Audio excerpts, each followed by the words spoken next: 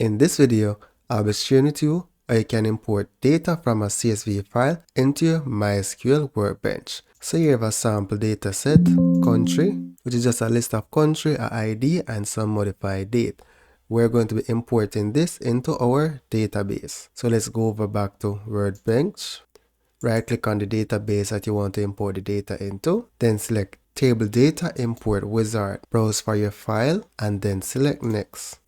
If you have a new table, you can select to use an existing table. Here you have three options: use an existing table or create a new table. And you can drop the table if it already exists, right? Then select Next. Now, because the first row didn't have the column names, it will use in the first row of data as the column names. So you need to be mindful of that and ensure that you have the column names, right? Otherwise, once you create the table, you'd have to go ahead and insert back this record and change the column names, right? So select next to continue, and then select next. Then select finish. We have imported 109 records. So let's right click tables and select refresh all. Now we can see the country table.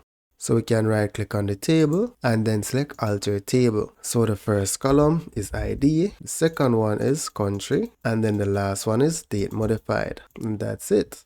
Now let's close this and preview the data. Save, apply changes, finish, and my column names are updated. So to view the data, you're going to right click on the table and let's say select limit 1 on 1000, and this is my sample data set. So that's basically it. So that's it for now, guys. Thank you for watching and see you in the next video. For more training, you can check out my Udemy courses. The link is in the description of this video.